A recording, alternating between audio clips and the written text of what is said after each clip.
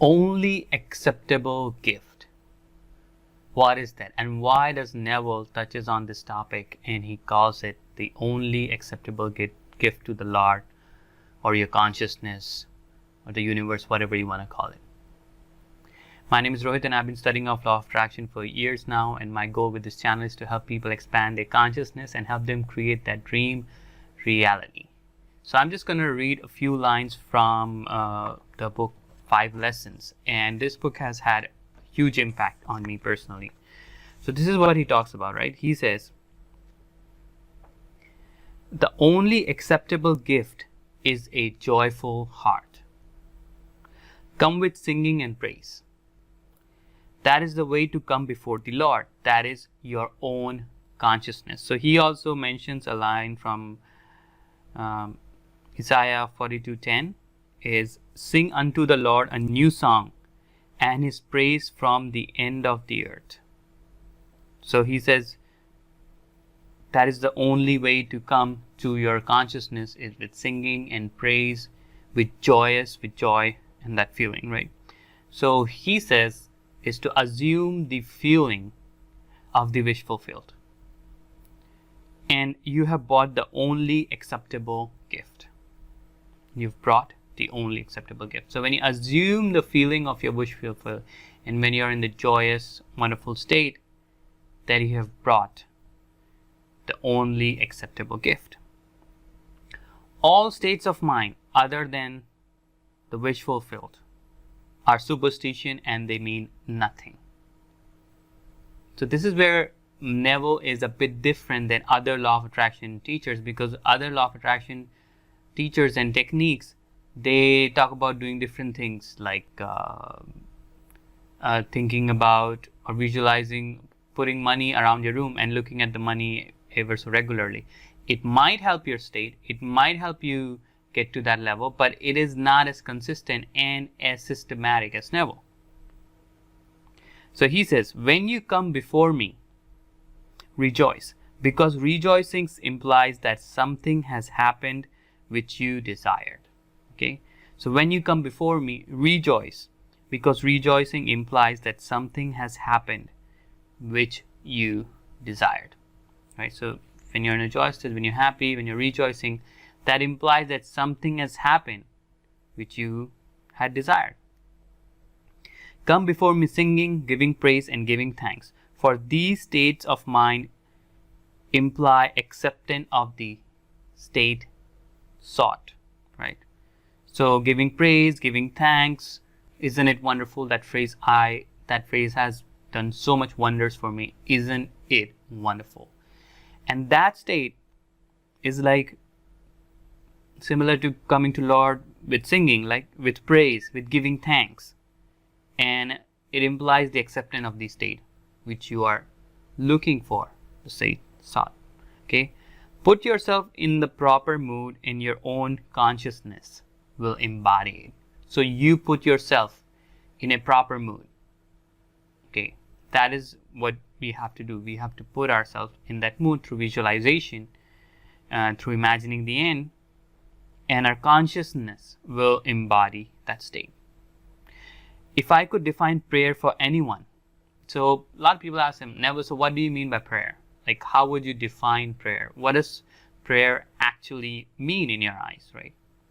And he explained it in a very wonderful, easy to understand way. And he said, if I could define prayer for anyone and put it just as clearly as I could, I would simply say, it is the feeling of the wish fulfilled. That is the definition of prayer. It is the feeling of the wish fulfilled. If you ask, what do you mean by that? What do you mean, Neville, by that, by feeling of the wish fulfilled?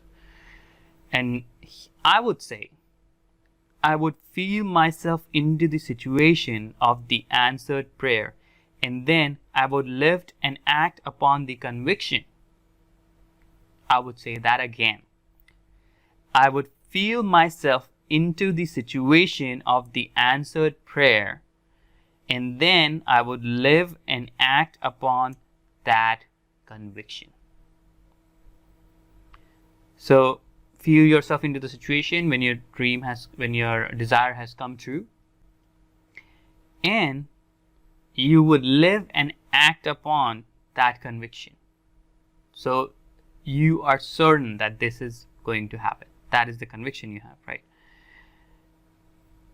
So another thing to remember is when you are in this state of wish fulfill, try to sustain it without effort. It's not a matter of will or like pushing through it strong. And like if you cannot imagine, you're not like pushing and trying really hard. Just relax into that state. And if you can't imagine it properly, that's fine. Just go with the flow, right?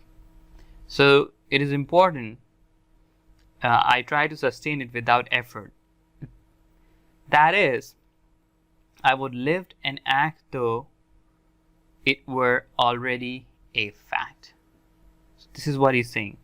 I would live and act as though it were already a fact. So if you want riches, you act, live as though you're already rich from the inside. You don't necessarily have to go and spend and buy things. But from the inside, you have that money and you can buy anything. And you can have that car or this costume or this phone or this electronic device or something, whatever, this furniture, whatever you want. So I would live and act as though it were already a fact, knowing that as I walk in this fixed attitude, my assumption will harden into fact. I would repeat this line again because this line is gold. So I would live and act as though it were already a fact. So I would live and act as though it were already a fact, knowing that as I walk in this fixed attitude, my assumption will harden into fact. So this is what he's saying. When I live and act as though my desire was already a fact, right? My assumption is simply gonna harden into fact. So that's why I've read some of the biographies of some very successful people, and if you try to go deep into their psychology, they already had imagined themselves being successful. They already believed they were the best. Like Michael Jordan, initially he was struggling and he had self-identity problems, but when he chose like he's going for the top and he's going to be one of the best in the world, he already visualized it in his mind's eye. How is he going to turn up on the basketball court? How is he going to play? How is he going to turn up? And he was one of the, if not the most successful NBA player of all time, right? And he was able to do that. Same with a lot of celebrities, a lot of millionaires. They became rich and successful in their mind's eye first, and they saw that they have it, and they acted and believed and walked in the way, and they carried themselves in the way that they already had that money or that fame or that success, and those assumptions hardened into fact. And this is what Neville is saying. So he says the only acceptable form of prayer, the only acceptable gift is a joyful heart, right? So by joyful heart, you mean assume the feeling of your wish fulfilled, and you have brought the only acceptable gift. So that's all I wanted to share in this video. If you like this video, please like and subscribe to this channel for more content like this. And I wish you great success with your imaginal acts. Please post in the comment section below whatever learnings you found in this video. I would love to know your thoughts, and hope you have a fantastic day. Take care. Cheers.